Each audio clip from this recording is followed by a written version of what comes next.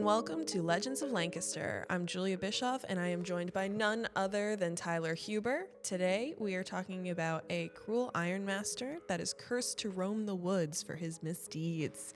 So Tyler, let's set the scene for everyone. Where are we?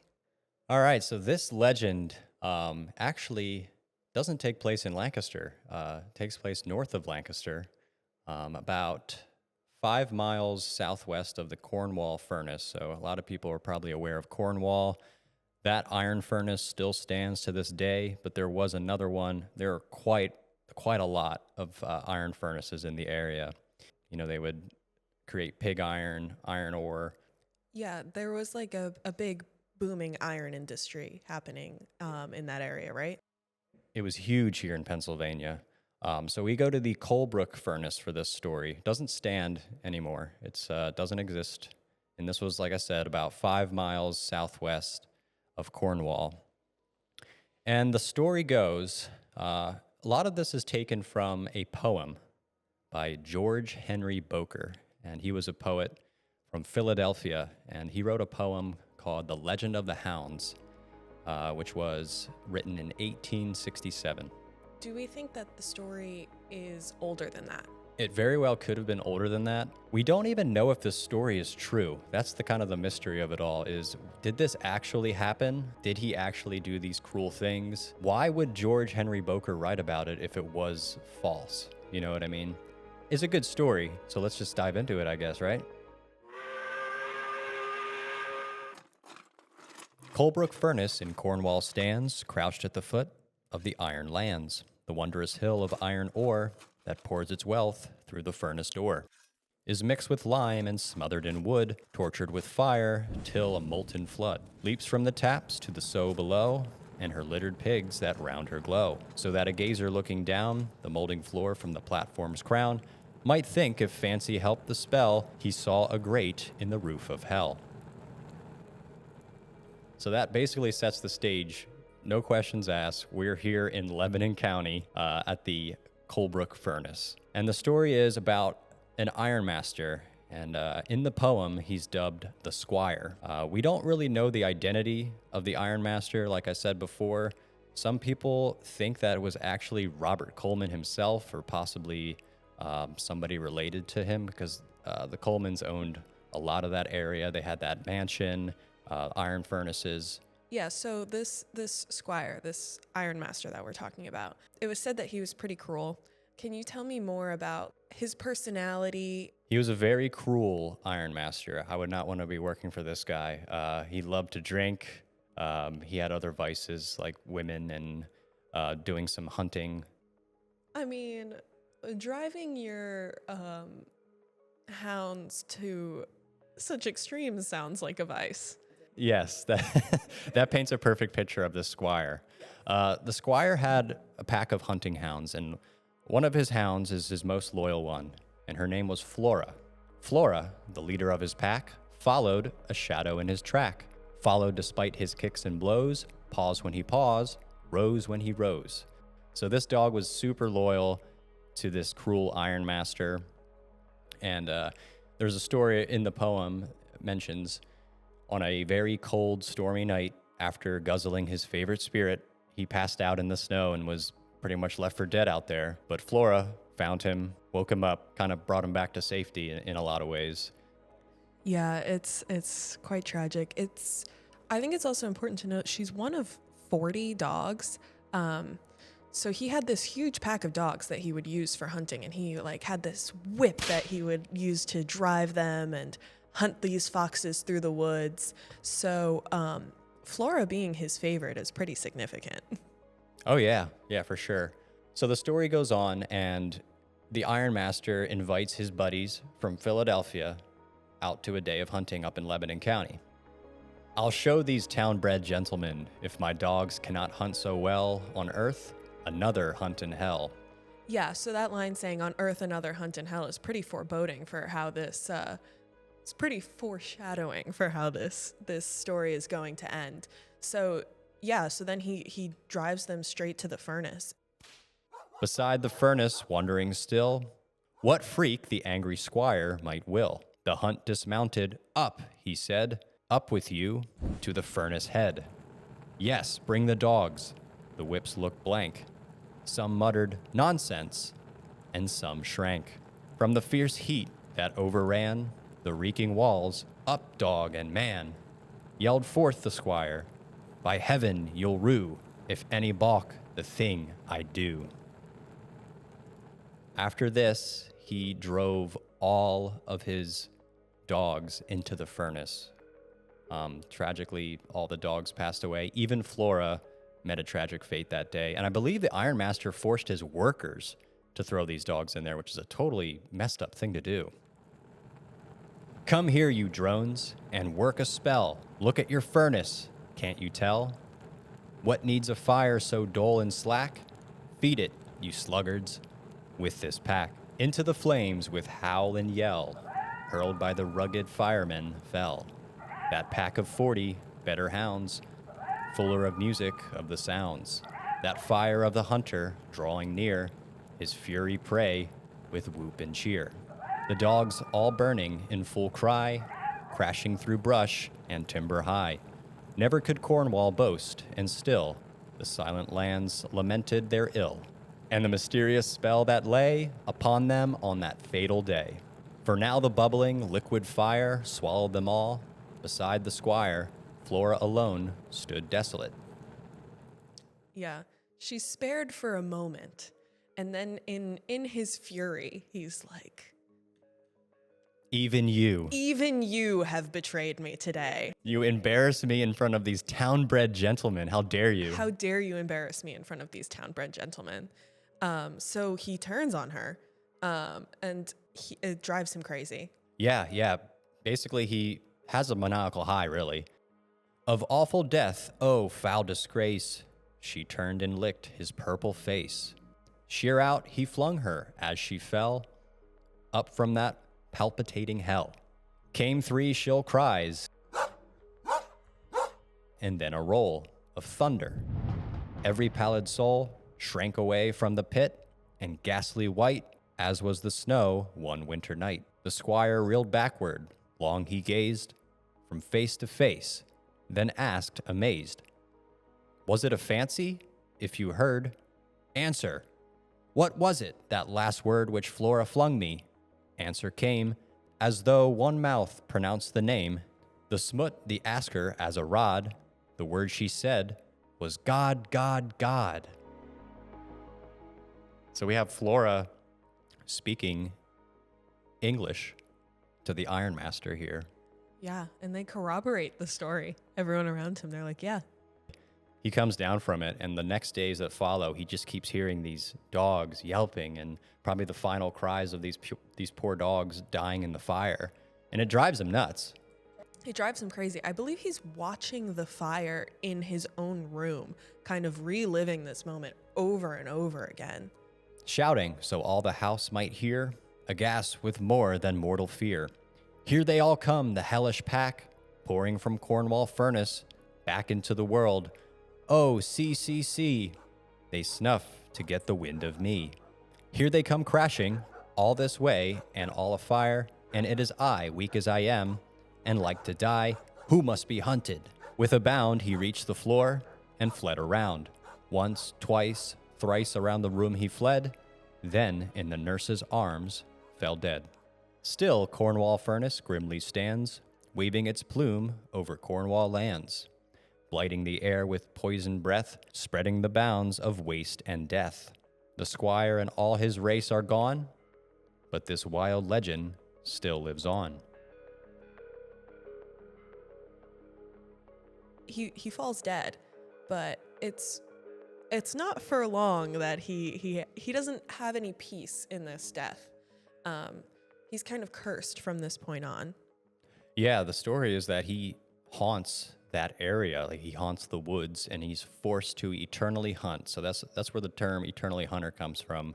In the Pennsylvania Dutch dialect, it's eeuwige Jäger. And a lot of Germans settled in this area. Basically, William Penn visited Germany in the late 1700s, basically advertising Pennsylvania as a very fertile land. It's open, and a lot of people that lived in modern day Germany at the time They were facing a lot of socioeconomic issues, overcrowding in Europe. There were wars happening prior to that. So Pennsylvania was a good place for it. So it makes perfect sense that a legend like this, which is kind of based in German and Norse mythology of this eternal hunter or wild hunter. It makes sense that they would bring over all of these deep cultural stories. Yeah, so the wild hunt there's a bunch of different versions of it, kind of like this story, but it depends on obviously what part of Europe that you're coming from. Some say that it's led by these huge legendary historical figures, or some say, like the Norse versions say, that it's led by Odin. These hunting parties full of spirits are kind of going through the woods, full of undead spirits, undead dogs. They are trapped to do this because of some misdeed, and that if you see this hunting party, it could be kind of allude to some misfortune coming in the future, whether that be like plague, famine, war. It was kind of one of those omens. People could also, if they had also been committing these misdeeds, they could be recruited or trapped in this hunting party as well. So it's obviously not the same as the story that we're talking about, but it does share a lot of the overlap, and especially if you consider like the regions that people who are in this area came from. Yeah, absolutely. And George Henry Boker, this is a cool, interesting tidbit here. There's a theory that the surviving family of the squire, they burned all the first edition copies of this original tale, The Legend of the Hounds by George Henry Boker. And then in later reprints of this poem, George Henry Boker doesn't have the story take place in Cornwall anymore. It takes place in England. So that could be like maybe he's trying to mask the truth of this whole story for him to change it. Or it could have been pressure of, this is probably an affluent family in the area. Maybe there was a lot of pressure to not have this bad story about this guy be out there. Yeah, he didn't want the bad press. So if you want to actually see a physical copy of this story, you'd have to go to the Lebanon County Historical Society. When I was doing this video, I was researching where is a physical copy of this. I would love to, photograph it.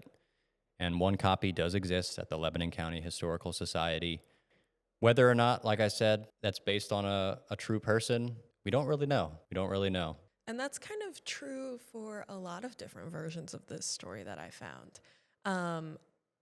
So in researching this, I was trying to find that original poem.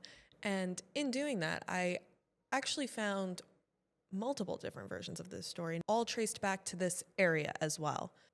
This version was originally published in the Pennsylvania German magazine in 1906, and it kind of seems like it is a man talking about a tale that his grandmother used to tell him. And he talks about this hunter who had a pack of hounds, but he's a little bit different. He seems almost just as cocky, though. He says that he can drive his horse and hounds at 12 miles an hour and that it will only take him 5 days to get to New York, which at the time was pretty significant. Yeah, that's quite the boast. Yeah. 12 miles an hour, 5 days to New York. I mean, crazy stuff. But they actually give him a name in this story. His name is Jacob Brewster. And for 3 days, he's uninterrupted. That's when he has luck. He has luck for 3 days. And then it says, but on the third day, his good fortune forsook him. And it says that he encountered a group of violent, hostile Native Americans who had tracked him down from his hounds. It says, the hounds began to show symptoms of uneasiness, yelping anxiously to their master. Soon he detected the reason for their anxiety. Barely had he time to seize his musket and prepare for coming danger. Before the dread war whoop pierced the forest, a few sharp shots rang out, and Jacob Brewster bit the dust. So on the third day, he dies. His horse falls on him, and his dogs are fiercely fighting to protect him until their final breath. But everyone in this hunting party dies. So the man telling this story in the magazine says that his grandmother used to tell him that Jacob Brewster continued to haunt those forests. You would be able to hear his hounds and his musket and these cries in the night, and that you could still see him riding this pack. He said see his spirit riding gallantly among his ghostly pack. But there's a catch. Only if you were born on Christmas night can you see this. Wow, okay. So unfortunately, even if we wanted to test this, I wasn't born on Christmas night. I was not either. So unfortunately, no way to fact check if we would be able to see Jacob Brewster. We have to find somebody that was born on Christmas and get them out there.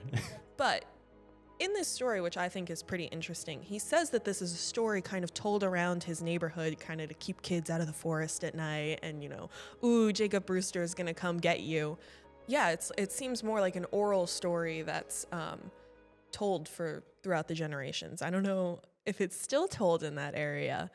Yeah, you'll find a lot of these tales are going to be just passed through the generations, hearsay, old stories. That's the classic, don't go out there. There's a ghost out there that'll get you, just to scare kids away. You hear that a lot in a lot of different cultures, and especially around here too. Yeah, that's interesting that there are kind of like different variations on possibly the same truthful event, right? Yeah, I mean, there's one more that I wanted to talk about because it has a very different tone than the last two that we talked about. Yeah, let's hear it. The first the ironmaster that we talked about, he's got this violent streak. He's kind of crazy. He's maniacal. He drove his hounds into the flames. And then you have this boastful figure who is used as a warning to keep kids out of the forest. But this third version is kind of more benevolent.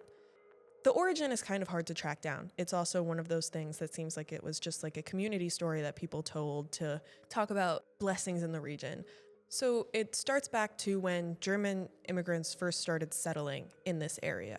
Everyone was kind of just one harsh winter away from starving, from their community completely being no more.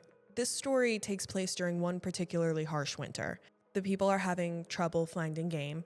It says that their stomachs are starting to gnaw at them. Basically, the people are considering uprooting their whole neighborhood to go find food elsewhere. But this man steps up. He's a humanitarian. He has his pack of hunting hounds and his rifle. And he says, no, I will go into the woods alone. No one can come with me. And I will drive the game back into our town for you guys. And people offered to go into the woods with him, and he said, no, I will go alone, because they were all concerned because it's this older guy. And the story names him Erwich Jaeger, which is kind of a similar name to all of the other versions of the story. Yeah, the German word for hunter is Jaeger. Yeah. That's the name they give him. And so he heads into the woods. It's winter. It's cold. He heads into the woods with his rifle and his dogs, and his goal is to drive the game out of the woods into the village. What I find interesting is that the third day is also pretty significant. So the first 2 days pass, and there's nothing. The people hear nothing from the woods. There's no animals coming to their village. But on the third day, they hear a gunshot, but still no food. And then on the fourth day, they hear a gunshot, the dogs barking, and this big fat deer comes into the town. Basically come eat me. And so for the next several days, animals continue to appear in their village, and they hear his gun and they hear his dogs.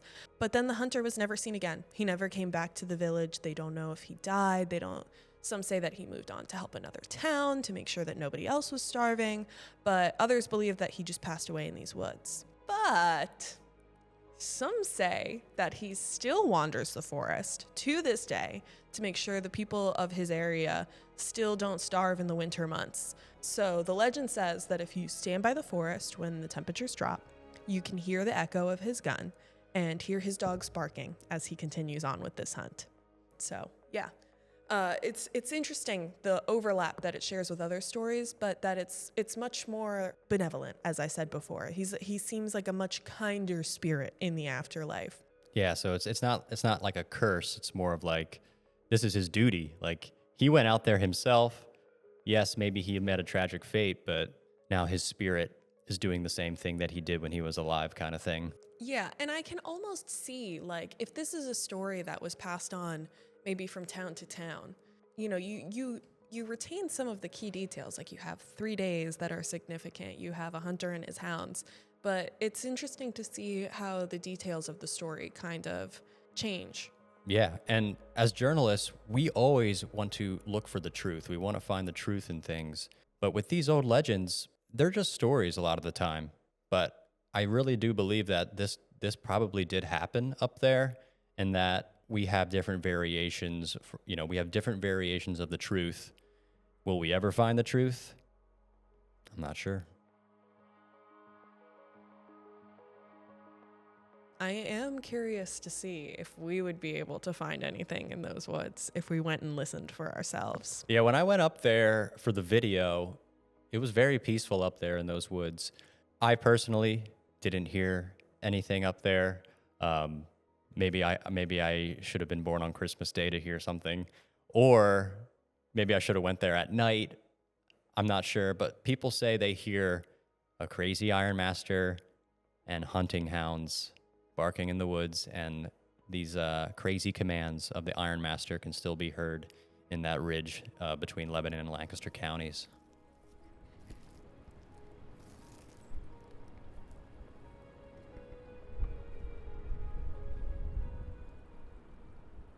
Now, I could have left it there, but curiosity got the better of me. I had to know if maybe, just maybe, the Ironmaster or any other versions of this tale would come find me if I wandered those woods.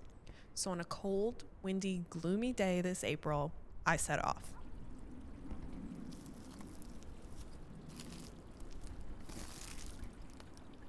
I'm currently walking through the forest in the area where a lot of the legends are, kind of in the area where the old Colebrook furnace used to be. I'm on the hunt for the Eternal Hunter's ghost to see if maybe I can hear his pack of hounds, his gunshot, his hunting horn. Nothing quite ghostly yet, but I'm gonna keep walking.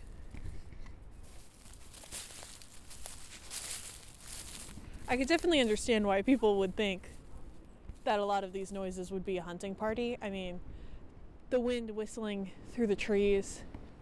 It's a windy day out in the forest. It's overcast. I could see how that could lead to a creepy mood.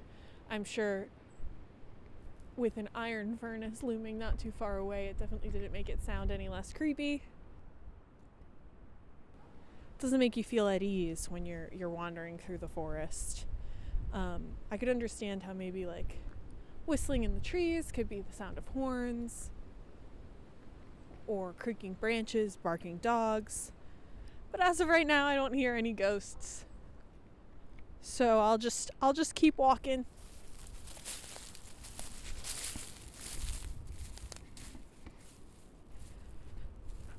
All right, like the third legend says, the legend about the more benevolent Irvich Jaeger version of the legend. I'm standing at the edge of the forest. The temperature has dropped. It is spring, but it did drop to 32 degrees today, so I think that counts. Standing at the edge of the forest, and it says that I should be able to hear him and his hunting party.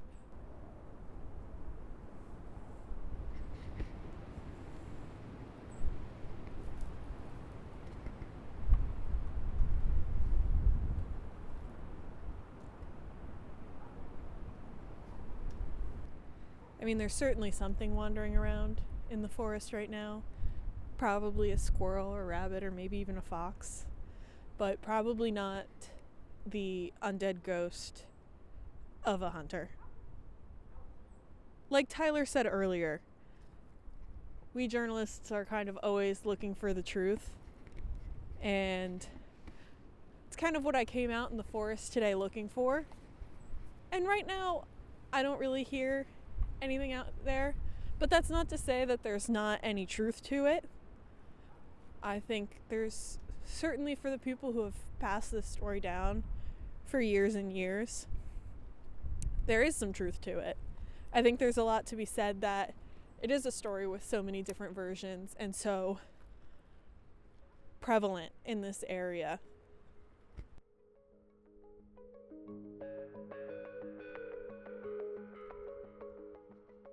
Well, that wraps it for this legend. As always, thank you so much to Tyler for joining me today. Yep, thank you for having me, Julia. And I will be back with more Legends of Lancaster here, and I'm excited to talk some more. Yes, don't go anywhere. We have more to come.